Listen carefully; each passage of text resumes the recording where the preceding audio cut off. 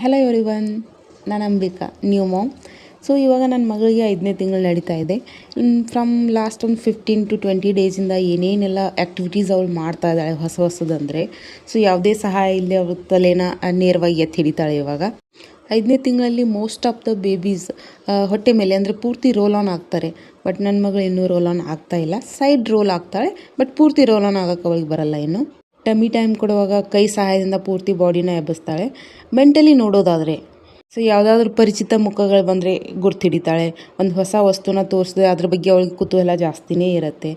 Moving objects ಏನಿರತ್ತೆಲ್ಲ, ಅಂದರೆ ಹೊರಗಡೆ ಹೋದರೆ ಗಿಡ ಮರ ಏನಿರುತ್ತೆ ಅವನ್ನೆಲ್ಲ ತುಂಬ ಜಾಸ್ತಿನೇ ನೋಡ್ತಾ ಇರ್ತಾಳೆ.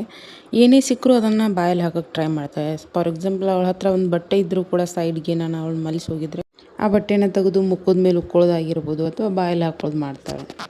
ಮತ್ತು ಲಾಸ್ಟ್ ಒಂದು 20-25 ಡೇಸಿಂದ ತುಂಬ ಜಾಸ್ತಿ ನಗ್ತಾಳೆ. ನಮ್ಮ ಜೊತೆ ಆಟ ಆಡೋಕ್ಕೆ ಇಷ್ಟಪಡ್ತಾಳೆ. ನಾವು ಪ್ರೀತಿಯಿಂದ ಏನಾದರೂ ಮಾತಾಡ್ಸಿದ್ರೆ ಅದಕ್ಕೆ ರೆಸ್ಪಾನ್ಸ್ ಮಾಡ್ತಾಳೆ. ಅಫ್ಕೋರ್ಸ್ ಯಾರಾದರೂ ಸೈಡಿಂದ ಹಾದು ಹೋದರೆ, ಈವನ್ ದೋ ಬ್ರೆಸ್ಟ್ ಫೀಡ್ ಮಾಡ್ತಾಯಿದ್ರು ಕೂಡ ಅದನ್ನೆಲ್ಲ ಬಿಟ್ಟು ಅವ್ರನ್ನ ನೋಡ್ತಾಳೆ.